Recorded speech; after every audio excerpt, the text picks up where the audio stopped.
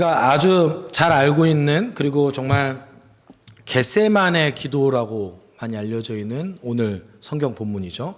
마태, 마가, 누가복음 전체에 다 기록되어져 있습니다.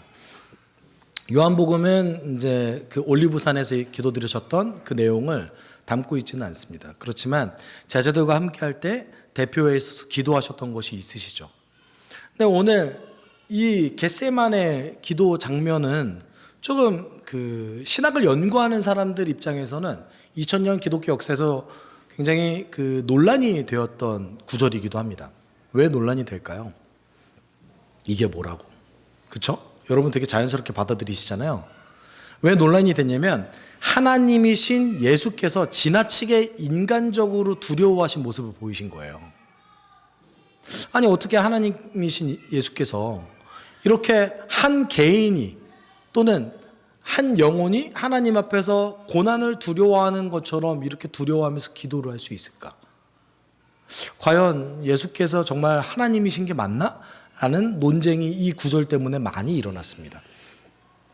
여러분 어떻게 생각하십니까? 지나치게 예수께서 괴로워하시고 고통스러워하시고 두려워하신 것 같지 않습니까? 아유, 무슨 소리세요? 십자가 겪어보셨어요? 당연히 두렵죠. 당연히 고통스럽죠. 근데 그렇게 말하기에는 이 기독교 역사에서는 굉장히 그 많은 순교자들을 배출했다는 거예요. 심지어 우리가 잘 알고 있는, 그리고 그 예수님을 부인했다고 우리가 낙인 찍고 있는 베드로조차 2세기에 기록되어졌던 베드로 행전에 의하면 거꾸로 십자가에 달려서 로마에서 죽임을 당했다고 얘기하고 있습니다. 예수님과 동일한 처형 방법을 받을 수 없다라는 신념 때문에 예수님보다 좀 더 가혹한 처형 방법을 당한 거예요. 근데 이렇게 놓고만 봤을 때는 뭔가 예수께서 이렇게까지 두려워하실 일이었나? 우리가 믿는 그 하나님이시라면? 이런 논쟁이 있는 것이죠. 그렇다면 우리는 여기서 좀 질문을 던져야 되죠. 예수님은 과연 어떤 부분을 괴로워하셨는가? 이게 좀 키포인트가 될 것 같아요. 예수께서 괴로워하셨고 예수께서 고통스러워하셨던 것은 도대체 무엇인가? 예수가 오늘 함께했던 이 기도의 본질은 도대체 무엇인가? 우리가 여기에 한번 집중을 해봐야 됩니다. 그리고 오늘은 표면적으로 봤을 때는 예수께서 시험을 기도를 통해서 이기신 모습을 보여주셨어요. 그리고 2번이나 강조하셨죠. 제자들에게 시험에 들지 않도록 깨어서 기도하라. 그리고 그 모범을 오늘 예수께서 보이셨습니다.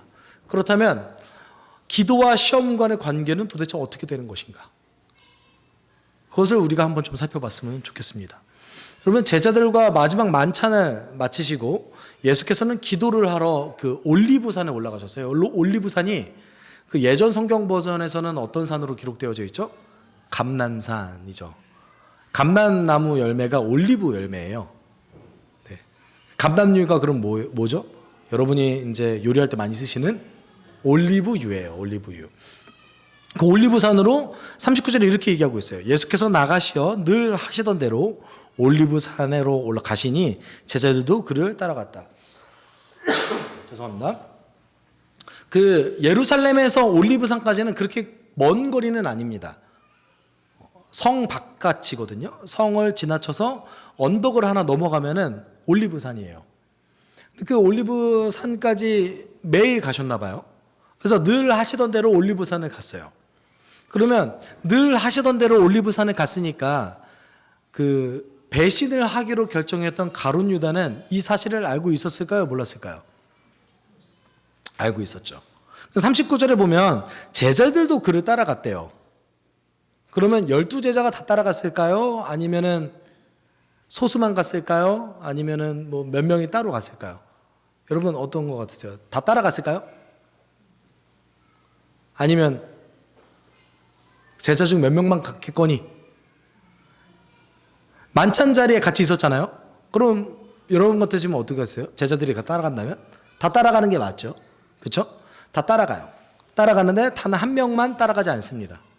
누가 따라가지 않냐면 유다죠. 그래서 그 마지막 만찬 자리에 예수께서 내가 빵을 적셔서 준 사람이 나를 배신한 사람이다 라고 말씀하세요. 그 다음에 빵을 주시죠. 요한복음 13장 30절에 보면 유다는 그 빵 조각을 받고 나서 곧 나갔다. 때는 밤이었다. 12제자 중에 유다를 제외한 11제자가 예수님의 기도 자리에 따라갔습니다. 그런데 혹시 마태복음과 마가복음을 좀 자세히 읽으신 분들은 이상하다. 내가 알기로는 3명이 따라갔는데? 라고 생각하시는 분이 계실 수 있으세요. 그런 분 계십니까 혹시? 이상한데? 목사님 잘못하셨어요. 3명만 갔어요. 네? 베드로, 요한, 네? 야고보만 따라갔습니다. 아니요, 다 따라갔는데 그 중에 또 다시 깊은 곳을 따라간 것이 베드로와 요한과 야고보였습니다. 이 겟세마네 기도를 조금 더 자세히 기록하고 있는 마태복음 26장 36절 37절에 이런 대목이 있어요. 그때 예수께서 제자들과 함께 겟세마네라고 하는 곳에 가서 그들에게 말씀하셨다.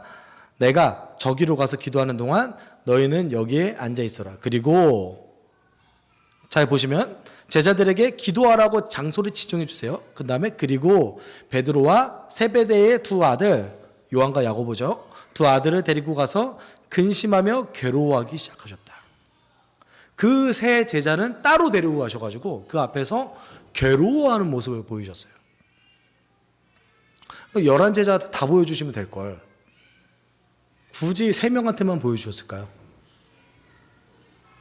그러면 그 예수님의 제자, 그 12사도들 중에서 베드로, 요한, 야고보가 차지하는 그 비중이 상당합니다. 그런데 예수님의 수제자라고 알려졌던 이 세 제자들 중에 실제로 예수님의 교회를 함께 일으켜 세우면서 예수님이 죽으신 다음에 사역에 적극적으로 임했던 사람은 베드로 뿐이 없습니다. 야고보는 헤롯에 의해서 칼에 맞아서 죽게 되죠. 그래서 제자들의 공동체가 세워진 지 얼마 후에 바로 야고보가 순교를 당합니다. 그러면은 요한은요? 예수님이 십자가에 달리실 때 예수님을 따라갔던 유일한 제자, 십자가에 달려 돌아가시는 모습을 봤던 유일한 제자가 누구죠? 사도 요한이죠. 그래서 사도 요한이 예수님으로부터 한 가지 부탁을 받아요. 어떤 부탁을 받죠? 보아라, 내 어머니다. 자신의 어머니이셨던 마리아를 사도 요한에게 부탁을 합니다. 그래서 사도 요한은요, 그 마리아를 부양하기 위해서 최선을 다해요. 그 전까지 목양을 하지 않습니다. 예수님의 직접적인 명령이었으니까요. 그리고 마리아가 상당히 장수했다고 알려졌어요. 그래서 마리아가 죽은 다음에 사도 요한이 에베소 지역에서 목회를 하기 시작합니다.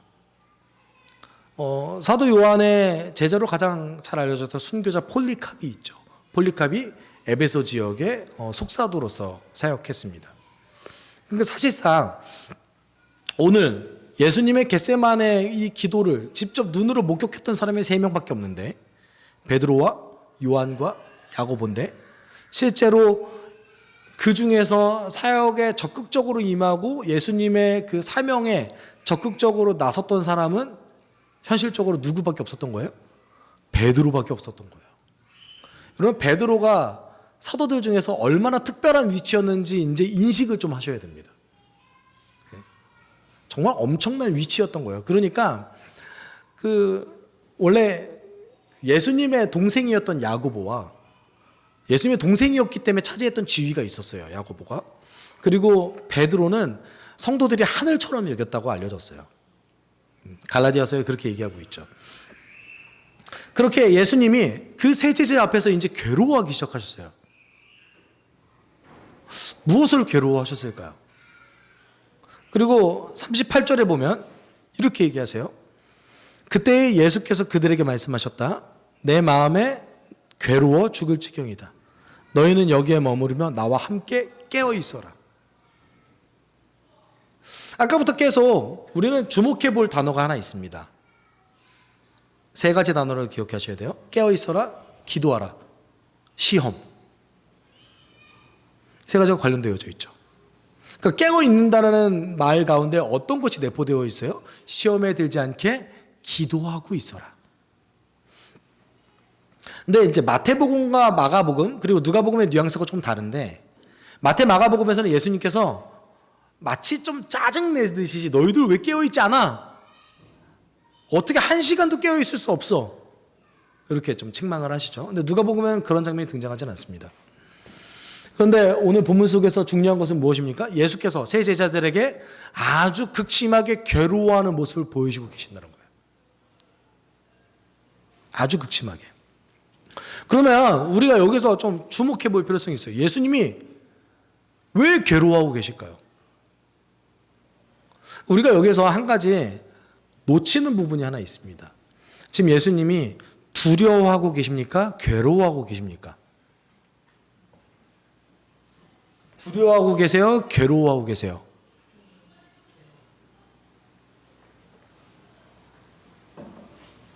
괴로워하고 계시죠. 우리는 예수님의 겟세마네 기도를 놓고 봤을 때는 마치 예수께서 두려워하는 한 개인으로 비춰져서 우리가 받아들여질 때가 좀 있어요. 근데 예수께서는 두려워하지 않으셨어요. 어떻게 하셨어요? 괴로워하셨어요. 그럼 여기서 하나 짚어볼 필요성이 있습니다. 왜 괴로워하셨을까요? 너무나 당연한가요? 십자가를 지셔야 되니까?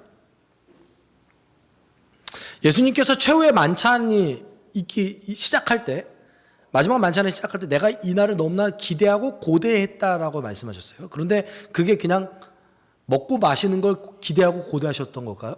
아니요. 이제 내가 구원의 길을 다 마무리하는 하나님의 뜻이 성취되는 것을 너무나 기대하셨다라고 표현하신 거예요. 예수께서는 이 땅 가운데 하나님의 뜻이 성취되는 것이 너무나 즐거우셨어요. 기뻐하셨어요. 그리고 그 기쁘신 뜻 안에 이 땅 가운데 오셨습니다. 하나님이신 예수께서 이 땅에 오셨다고요. 예수께서 괴로워하시는 부분이 뭐냐라는 거죠. 이것은 죄의 본질과 관련이 있습니다. 예수께서 지금 담당하셔야 될 것이 무엇이죠? 모든 인간이 짊어져야만 했던 죄의 결과를 예수께서 가져가셔야 돼요. 죄의 저주를 가져가셔야 돼요. 근데 예수님은 이거를 괴로워하셨습니다. 왜냐하면 예수님의 속성과 너무 안 맞는 거니까. 여러분, 하나님은 죄를 미워하세요. 근데 여러분 얼만큼 하나님이 죄를 미워하실까요? 그걸 알 수 있는 단서가 몇 군데 아주 굉장히 많이 있는데 저는 가장 잘 알 수 있는 단서를 요한복음 3장 16절에서 찾습니다. 요한복음 3장 16절 여러분이 아주 잘 알고 있는 구절인데 같이 한번 읽어볼까요? 시작.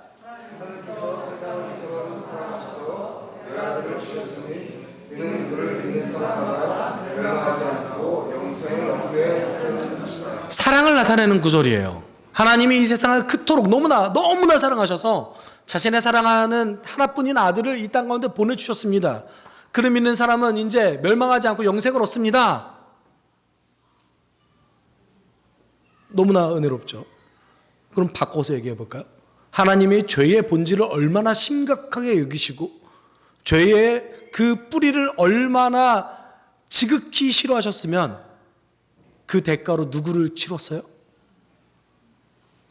자신의 하나뿐인 아들을 대가로 치렀습니다. 그리고 그 아들은 하나님 본인이시기도 합니다. 그러니까 하나님은 죄를 얼만큼 미워하시는 거예요? 모든 대가를 다 치러서라도 이거 뿌리채 없애는 걸 원하셨어요. 그만큼 극렬히 싫어하셨던 것이 뭐예요? 죄의 본질이에요. 그럼 죄의 본질은 무엇입니까? 하나님이 주인인데 주인으로 인정하지 않고 자기 중심으로 살아가는 것이 죄의 본질이죠. 어떤 자범죄를 짓는 것이 죄의 본질이 아닙니다.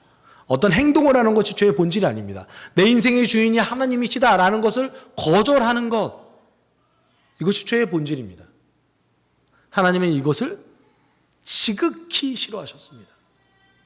예수께서 괴로워하셨던 포인트는 무엇이었을까요? 이 죄의 결과를 예수께서 가져가셔야 되는 것이 괴로우신 거예요. 예수의 그 거룩하신 속성과 맞지 않기 때문에. 여러분 자기가 가장 싫어하는 것을 해야 돼요. 좋으세요? 그럼 하나님인데 좋으시지 않을까요? 여러분 우리는 하나님의 형상으로 창조되어졌어요. 그렇죠? 하나님도 싫으세요. 하나님은 구별되셨어요. 죄와는 아주 맞지 않은 속성을 갖고 계십니다. 근데 그분께서 죄의 결과를 가져가셔야 됩니다. 얼마나 괴로우셨을까요? 예수님의 괴로움의 포인트는 거기 있었던 거예요. 여러분, 제자들도 순교를 기쁘게 받아들였습니다. 제가 제자가 되지 않았기 때문에 정말 기뻤을까라는. 근데 사도행전의 기록에 보면 예수 때문에 고통당하는 것을 즐거워했다라는 기록이 있어요. 예수의 이름으로 내가 고통당하는 것을 즐거워했다라고 얘기하는 고백들이 넘쳐납니다. 예수께서 단지 고통받는 것이 두려워서 괴로워하셨을까요? 그것이 아니라는 거예요. 이 온 우주가 감당해야 될 만한 그 죄의 결과를 본인 스스로 모든 것을 다 감당하셔야 됐던 그 무게, 그 괴로움, 그것입니다. 그러면 하나님이신데 당연히 그 정도는 감당하실 수 있지 않으실까요? 여러분, 지금 예수께서 무엇이 되셨습니까? 사람이 되셨어요. 여러분, 기억하셔야 될 것은 예수께서 광야에서 40일을 금식하셨을 때 누가 예수를 시험했습니까? 사단이 예수님을 시험했어요. 어떻게든 넘어뜨리려고. 기회다. 예수가 인간이 됐네? 기회다. 넘어뜨려야지. 예수님이 그러면 40일 금식하실 때 고통스럽지 않았을까요? 인간이 되셔서 죄의 모든 결과를 받아들인다는 것이 얼마나 고통스럽고 괴로운 일이었을까요? 그 괴로움을 견뎌내셔야 됐습니다. 그리고 그 괴로움을 견뎌내시기 위해서 오늘 예수께서 쓰셨던 방법은 무엇이었습니까? 기도였어요. 예수의 시험은 무엇이었습니까? 죄의 결과를 다 짊어져야 됐던 시험이 있으셨던 거예요. 그거를 이제 어떻게 견뎌내시는 거예요? 기도를 통해서 견뎌내시기를 원합니다. 그래서 40절, 41절에 이렇게 얘기하고 있어요. 그곳에 이르러 예수께서 제자들에게 말씀하시기를 시험에 빠지지 않도록 기도하여라 하신 뒤에 그들과 헤어져서 돌을 던져 닿을 만한 거리에 가서 무릎을 꿇고 이렇게 기도하셨다. 예수께서 먼저 제자들에게 어떻게 권면하시죠? 시험에 들지 않게 깨어서 기도하라. 그리고 이제 본인이 시험에 들지 않게 깨어 기도하시기 시작하시죠. 어떻게 기도하십니까? 42절 함께 읽어볼까요? 시작. 아버지, 만일 아버지의 뜻이면 내게서 이 잔을 거두어 주십시오. 그러나 내 뜻대로 되게 하지 마시고 아버지의 뜻대로 되게 하여 주십시오.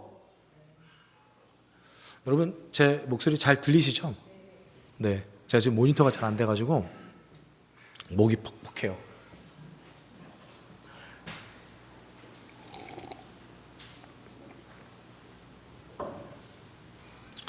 성경에는 오늘 예수께서 말씀하셨던 이 교훈을 지키지 않고 예수님의 기도의 방법을 따르지 않았기 때문에 시험에 들어서 넘어진 사람들이 등장합니다. 대표적인 사람은 가룟 유다가 대표적인 사람일 거고요. 그리고 노력했지만 결국은 본인의 힘으로 극복하지 못했던 한 사람이 더 있죠. 깨어있지 못했던 베드로. 마태복음이 그리고 있었던 베드로는요, 육신이 연약하여서 시험에 넘어갔던 한 제자를 그리고 있는 거예요. 예수께서 책망하는 이유가 무엇이죠? 깨어있어라 라는 건 뭐예요? 베드로가 그런 인물로서 그려지고 있는 겁니다. 그렇게 보면 참 베드로가 좀 억울한 면이 좀 있어요. 다른 제자도 다 그랬는데 왜 베드로에게만 굳이? 네, 베드로가 수제자이기 때문에 그렇죠. 예수께서 기도하셨던 포인트는 무엇입니까? 만일 누구 뜻이면? 아버지의 뜻이면. 만일 아버지의 뜻이면 이 잔을 거두어 주십시오. 이렇게 기도하셨습니다. 이 잔이 무엇입니까? 십자가를 지시는, 그리고 죄의 모든 결과를 짊어지시는 잔인 거죠. 진노의 잔입니다. 예수께서 원하셨던 거는 뭐예요? 이 진노의 잔이 웬만하면 비껴갔으면 하는 마음이셨던 거예요. 근데 전제를 하나 붙이시죠. 어떤 전제예요? 만일 아버지의 뜻이라면, 아버지의 뜻이라면 하게 해주세요. 아버지의 뜻대로 되게 해주세요. 내 뜻대로 되게 하지 말고 아버지 뜻대로 되게 해주세요. 근데 저는 이 잔이 웬만하면 저에게 오지 않았으면 좋겠습니다. 마태복음은 조금 다른 뉘앙스로 얘기하고 있어요. 나의 아버지 하실 수만 있으시면 이 잔을 내게서 지나가게 해주십시오. 그러나 내 뜻대로 하지 마시고 아버지의 뜻대로 하십시오. 그러면 여기서 우리는 질문을 하나 던져야 됩니다. 하나님께서 못하셨을까요?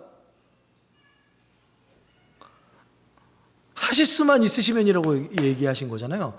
그러면 하나님께서 하실 능력이 없으셨을까요? 네. 하실 수 있으면 예수님의 말씀을 들어주셨겠죠. 여기서 있는 하실 수만 있으시면이 어떤 거예요? 예수님이 이 잔을 안 마실 방법은 있어요. 다만 그러면 우리는 구원받지 못해요.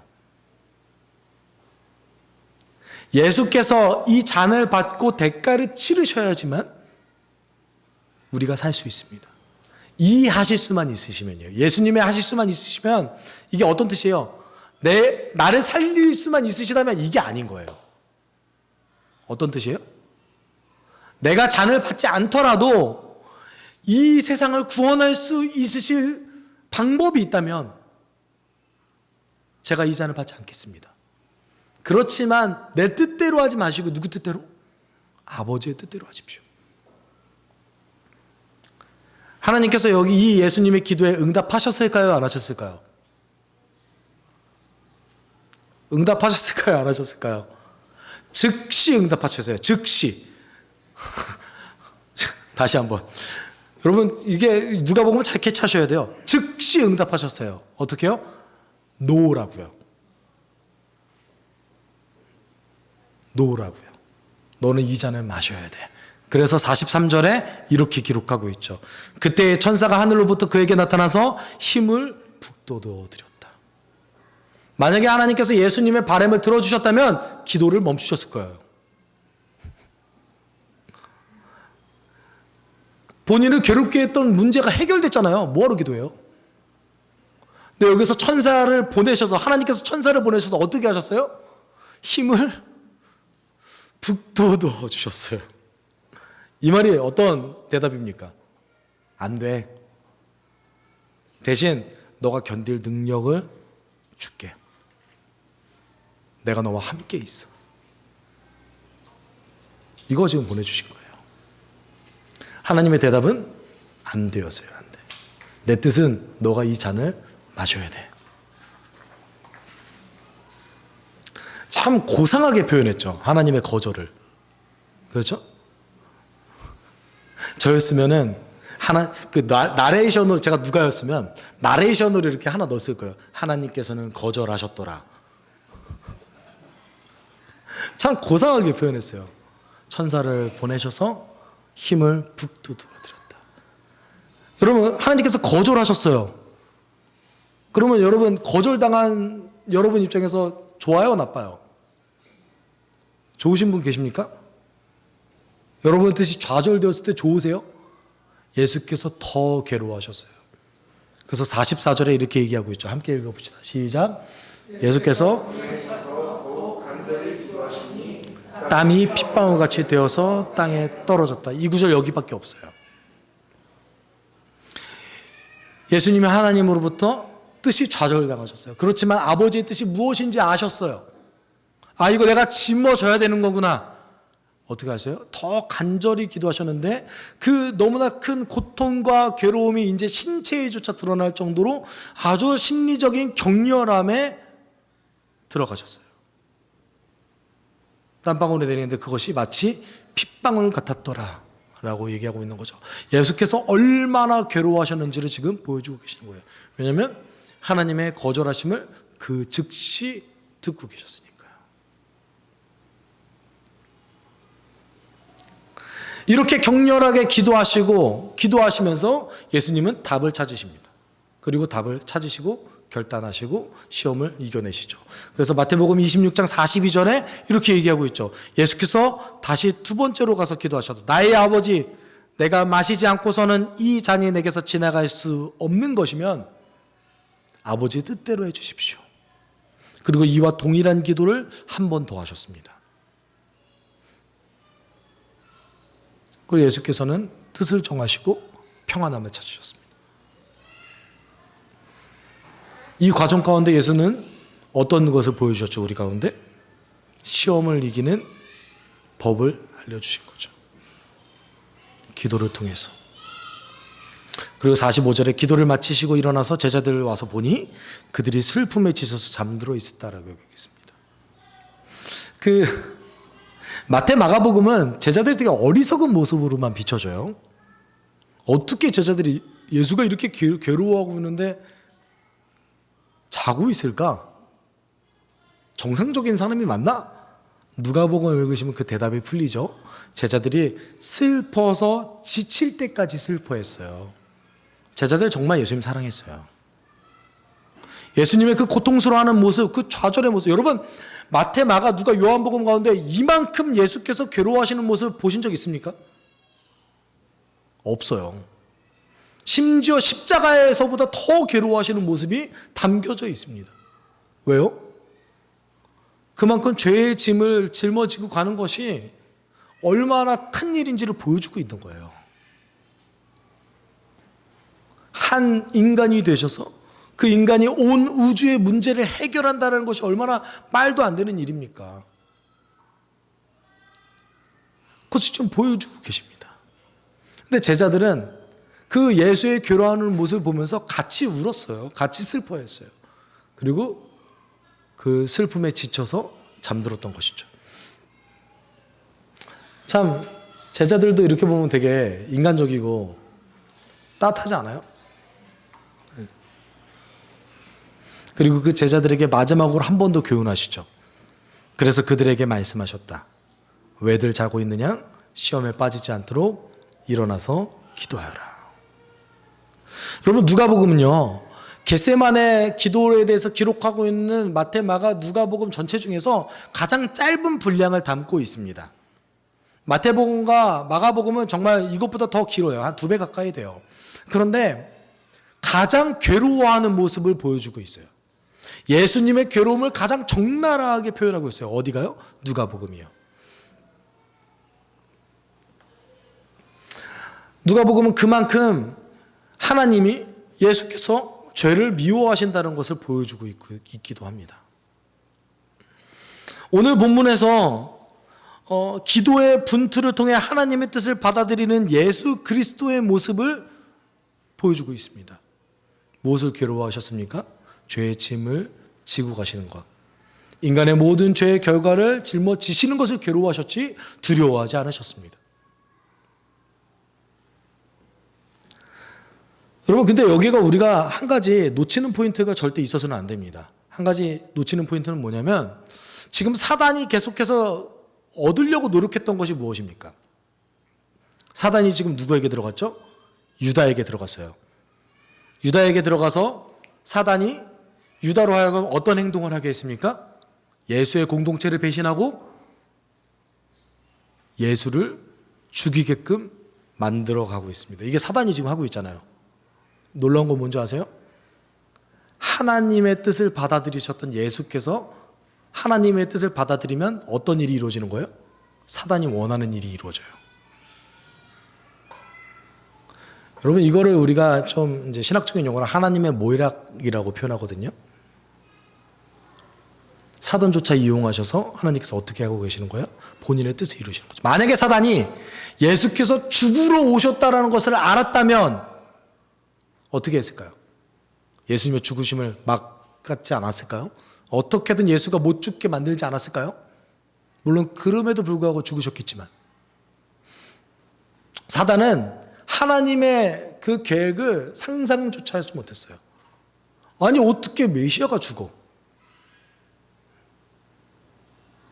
여러분, 죄의 결과를 누가 만들어냈습니까? 사단이 준 거잖아요. 아니, 어떻게 하나님이 내가 그렇게 이용했던 죄의 결과를 어떻게 하나님이 짊어가지고 있어? 어떻게 하나님이 그걸 가져갈 수 있어? 사단이 이렇게 판단했을 거예요. 근데 하나님은 다르게 생각하셨습니다. 그 모든 것을 누가 담당하셨어요? 하나님께서 담당하셨어요. 그러기 위한 기도가 오늘 겟세마네 기도였습니다. 여러분, 사단은 계속해서 인류 전체의 역사를 죽음을 통해서 우리를 조종하려고 했어요. 여러분, 인간이 얼마나 죽음의 노예가 되기 쉽습니까? 그렇지 않으세요? 죽음의 노예가 되기 쉽죠. 심지어 죽은 사람조차도 이용하잖아요. 이 죽음이라는 걸 통해서 우리를 계속해서 가지고 놀았어요. 사단이. 이 죽음은 죄의 결과잖아요. 근데 예수께서 가져가셨던 방법이 뭡니까? 죽음을 본인이 가져가심으로 해서 죽음을 극복하신 것을 보여주시는 거죠. 그걸 위해서 오늘 뭐 하셨어요? 기도하셨어요. 여러분이 죄를 이길 수 있는 유일한 수단 하나밖에 없습니다. 깨어 기도하셔야 됩니다. 그러면 어떻게 깨어 기도해야 될까요? 아버지의 뜻을 구하며 깨어 기도해야 됩니다. 내 뜻대로 하지 마시고 아버지 뜻대로 하옵소서. 우리 기도할 때 어떻게 기도합니까? 내 뜻대로 관철되길 원합니다. 주님. 내 기도가 안 이루어졌을 때 여러분 혹시 이렇게 생각하지 않으세요? 아, 내가 기도가 지금 분량이 다 차지 않았구나. 내가 좀 더 기도해야지. 특히 청년들 배우자 기도할 때 이런 기도 많이 하는데, 내가 그걸 기도 안 해가지고 내 남편이 요거만 없네. 전혀 그렇지 않죠. 아버지의 뜻을 구해야죠. 이 기도가 안 이루어지면 뭘 해야 되는 거예요? 아버지의 뜻을 구해야죠. 아버지의 뜻을. 기도가 안 이루어졌는데 왜 그걸 똑같은 기도를 또 합니까? 물론 그것이 아버지의 뜻이라면, 성경에 명확하게 기록된 아버지의 뜻이라면 계속 기도해야죠. 근데 내 기도가 안 이루어졌을 때 뭘 해야 되는 거예요? 제일 먼저 해야 될 것은 아버지의 뜻을 구해야죠. 아버지의 뜻을 구해야죠. 예수께서는 계속해서 그렇게 기도하셨던 거예요. 여러분, 기도에 대해서 사도 바울이 빌립보서 4장 6절 7절에 이렇게 얘기하고 있어요. 같이 읽어볼까요? 시작.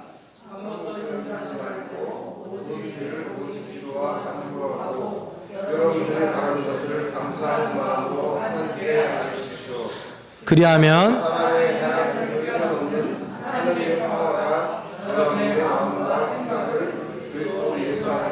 지켜주실 겁니다. 여러분, 이 구절을 보면 기도가 어떻게 여러분을 시험 가운데 지켜주실 건가? 여러분이 기도를 하면 어떻게 깨어있을 수 있고 어떻게 시험을 이길 수 있는가를 보여주고 있습니다.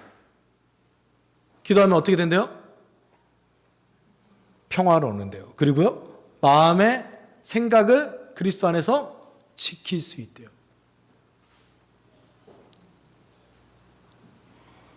어떻게 하면요? 염려하지 않고 어떻게 하면? 기도하면.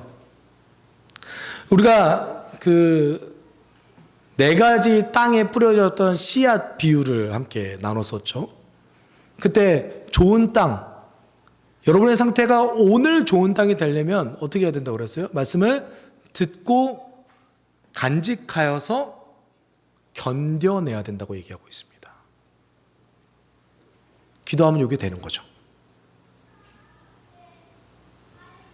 기도하면 가능합니다.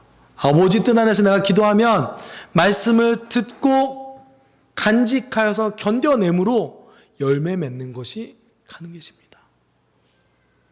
여러분, 오늘 예수께서 그것을 보여주셨습니다. 예수께서 우리에게 보여주셨던 열매는 무엇입니까? 우리잖아요. 우리잖아요. 우리가 지금 예수 믿는 것. 우리가 함께 기도할 때, 하나님, 내가 그동안에 아버지의 뜻대로 구하지 않고 내 뜻대로 기도했던 거 하나님 회개합니다. 아버지의 뜻대로 시험에 들지 않게 깨어 기도하게 나를 인도하여 주십시오.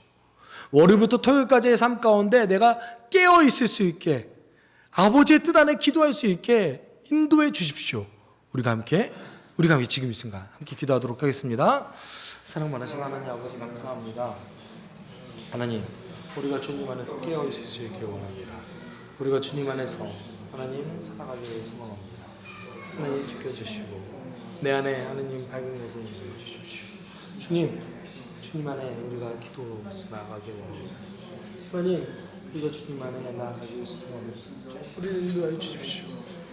하나님, 우리가 기도할 때 아무것도 염려하지 않고 오직 또한 간구로 하나님께 나아갈 때 하나님, 그 지식의 풍성한 하나님께서 우리를 위해서 모든 것을 예비하셨던 그 하나님께서 우리에게 하나님 아주 풍성한 열매를 맺게 하여 주실 것을 믿습니다. 사랑하신 하나님 아버지, 우리가 성령의 능력으로 지금 이 순간에 보아오니 지금 나와 함께 하여 주십시오. 사랑 많으신 그 주님의 은혜가 내 가운데 있게 해주십시오. 하나님 최선을 다하여서 깨어 기도할 수 있는 우리 되기 원합니다. 하나님, 그래하여서 말씀을 듣고 간직하여서 하나님 그것을 견뎌낼 수 있게 주님 도와주십시오. 시험이 왔을 때 견디림은 기도임을 믿습니다. 아버지의 뜻대로 살아갈 수 있게, 아버지의 뜻이라면 그것을 할 수 있게 하나님 우리를 인도하여 주십시오. 예수께서 자신의 모든 점을 견뎌내시는 것처럼 우리도 주님 안에서 나아가게 주님 인도해 주십시오. 주님, 우리가 함께하여 주십시오. 사랑이 많으신 하나님 아버지, 감사합니다. 지금 이 순간에 우리를 인도하셔서 하나님 그 겟세마네에서 인류의 그리고 세상의 모든 죄짐을 짊어가시며 괴로움을 담당하셨던, 그 괴로워하셨던, 고통스러워하셨던 예수 그리스도의 모습을 보며 우리가 깨어 기도하게 주님 인도해 주십시오. 사랑 많으신 하나님 아버지, 우리가 우리의 뜻을 구하고 우리의 욕망을 구해서 하나님을 마치 우상처럼 섬기는 일이 없도록 하여 주시고, 우리가 하나님을 하나님답게 섬겨서 말씀대로 아버지의 뜻을 구하는 기도를 날마다 드리며 시험에 들지 않게 깨어 있을 수 있게 인도하여 주옵소서. 사랑하신 하나님 아버지, 기도함으로 말씀을 듣고 간직하여서 견디는 자 되길 원합니다. 한 주간의 삶을 주님께 의탁드리오니 우리를 인도하여 주옵소서. 감사드리며 거룩하신 예수 그리스도의 이름으로 기도드립니다. 아멘. 주 예수 그리스도의 은혜와 하나님의 사랑과 성령의 교통하심이 오늘 함께 예배하며 시험에 들지 않게 깨어있기를 소망하는, 기도하길 소망하는 숲속교회 성도들과 이 여기 모인 모든 분들의, 그 모든 성도들에게 함께 있을지어다. 아멘.